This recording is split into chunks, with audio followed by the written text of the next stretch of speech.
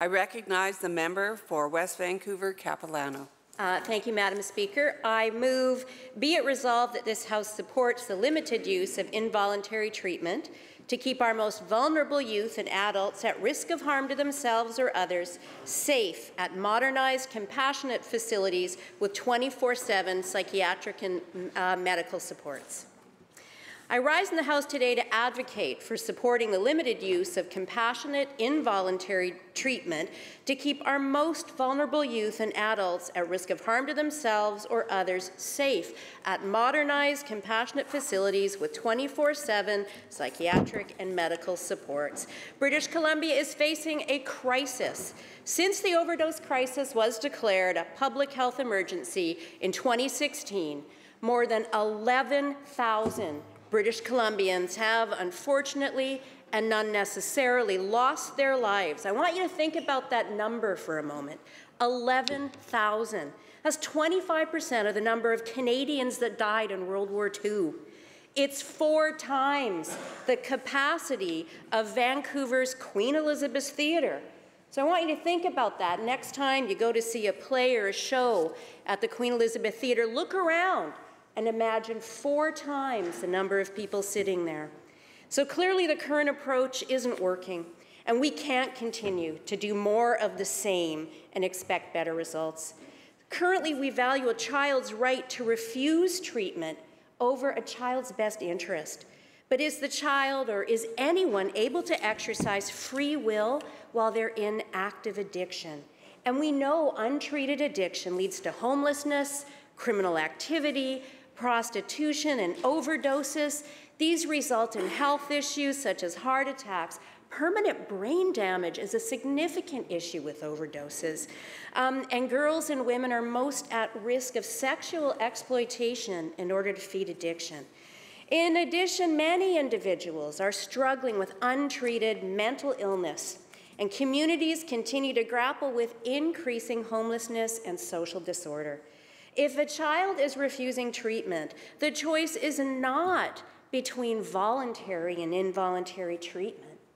It's between involuntary treatment and untreated, life-destroying addiction.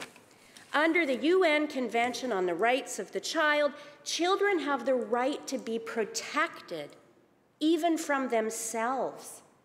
Now, as compassionate citizens and legislators, it's our duty to explore every possible avenue for those struggling to overcome addiction and to provide them with access to all types of treatments and support services that can help them in achieving their long-term recovery.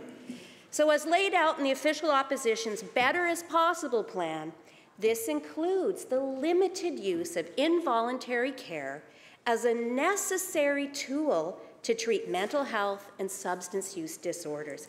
Now, while involuntary care should only be used when all other options have been exhausted, it's crucial to recognize that there are extraordinary situations where this type of intervention and support is necessary and beneficial for both adults and children. In fact, we have a moral obligation to protect the small portion of the population that is at a point in their life where their mental health and their addictions have caused them to lose the ability to make decisions which are in their own best interests.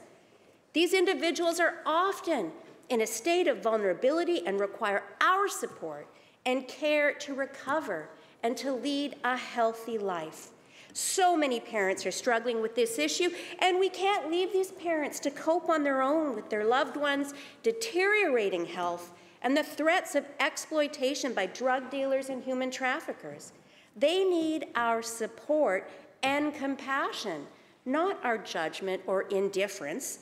So that's where the government has a role to play, to look after and provide support to these families and individuals who are in desperate need of help. So we must work together to provide better care and support for our most vulnerable youth and adults at risk of harm to themselves or to others. We owe it to them, we owe it to their families to ensure they receive care and treatment in a safe environment where they can recover and lead fulfilling lives. Thank you, Madam Speaker. Thank you.